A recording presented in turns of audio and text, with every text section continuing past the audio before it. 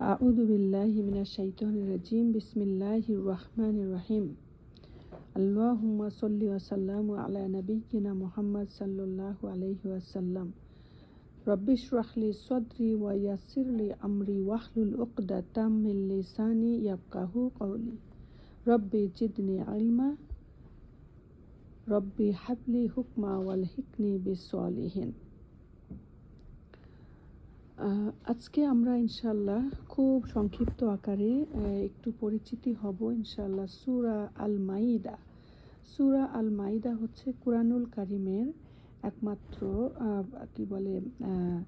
সূরা আল মাইদা হলো কুরআনুল কারীমের 5 নম্বর সূরা।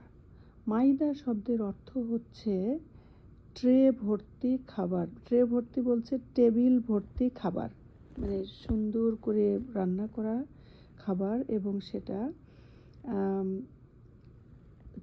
টেবিলে সুন্দর করে সাজানো রেডি খাবার। তো এখানে সূরাটি হলো মাদানী সূরা। মদিনাতে রাসূল সাল্লাল্লাহু আলাইহি ওয়াসাল্লাম মদিনার জীবনে এটা অবতীর্ণ হয় এবং এই সূরাটিতে আয়াত সংখ্যা হলো 120টি। আমরা একটু সংক্ষিপ্ত আকারে জানবো, সেটা হলো আমি আগেই বলে নিলাম যে পরিচিতি। এখানে বলেছেন যে এই সূরাতে খাদ্য হিসাবে কোন প্রাণী ও বস্তু খাওয়া হালাল বা হারাম সে সম্পর্কে আলোচনা করা হয়েছে। সূরা আল মাইদা সম্পূর্ণ মদিনায় অবতীর্ণ হয়। মদিনায় অবতীর্ণ হওয়া সূরাসমূহের মধ্যে এটি শেষ দিকের সূরা। এমনকি কেউ কেউ এটাকে কোরআনের সর্বশেষ অবতীর্ণ সূরা বলেও আখ্যায়িত করেছেন। আল মুবাহিস ফি উলুমুল কোরআন মান্না উল কাত্তান, পৃষ্ঠা নাম্বার 66। এখানে বলছেন যে আব্দুল্লাহ বিন আমর রাদিয়াল্লাহু তাআলা আনহু হতে বর্ণিত, তিনি বলেন রাসূলুল্লাহ সাল্লাল্লাহু আলাইহি ওয়াসাল্লাম বাহনের উপর আরোহী অবস্থায় সূরা মাইদা অবতীর্ণ হয়। তখন বাহন তাকে বহন করতে অক্ষম হলে রাসূলুল্লাহ সাল্লাল্লাহু আলাইহি ওয়াসাল্লাম বাহন হতে নেমে পড়েন। কারণ যখন কোনো সূরা নাজিল হতো সেটা অনেক ভারী এবং উট বসে পড়তো, সেটা আমরা অন্য বর্ণনায় জেনে এসেছি। এখানে বলছেন যে এটার দলিল হলো মুসনাদে আহমদ 6643, সনদ হাসান, ইবনে কাসিরে 3/5। জুবাইর বিন নুফাইর রাদিয়াল্লাহু তাআলা আনহু বলেন, একদা আমি হজ আদায়ের জন্য গমন করি। অতঃপর আমি আয়েশা রাদিয়াল্লাহু তাআলা আনহুর সাথে সাক্ষাৎ করার জন্য তার কাছে প্রবেশ করি। তখন আয়েশা রাদিয়াল্লাহু তাআলা আনহু বলেন, হে জুবাইর, তুমি কি সূরা মাইদা তেলাওয়াত করো? উত্তরে আমি বললাম, হ্যাঁ। তখন তিনি বললেন, এটা সর্বশেষ অবতীর্ণ সূরা, সুতরাং এতে যা কিছু হালাল হিসাবে পাও তা হালাল হিসেবে গ্রহণ করো, আর যা হারাম হিসেবে পাও তা হারাম হিসেবেই গ্রহণ করো। এটা হাকিম 2/311।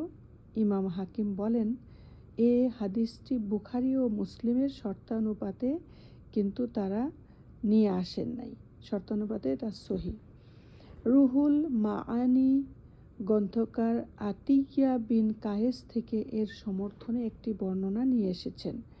সূরা আল মাইদা কুরআনের সর্বশেষ অবতীর্ণ সূরাসমূহের অন্তর্গত। আচ্ছা, সূরা আল মাইদা সূরা নিসার মতো বিধিবিধান সম্বলিত একটি গুরুত্বপূর্ণ সূরা। এ কারণেই রুহুল মাআনির গ্রন্থকারে বলেন, বিষয়বস্তুর দিক দিয়ে যেমন সূরা আল বাকারা, সূরা আল ইমরান এক ও অভিন্ন, তেমনি সূরা নিসা ও সূরা মাইদা বিষয়বস্তুর দিক থেকে এক ও অভিন্ন।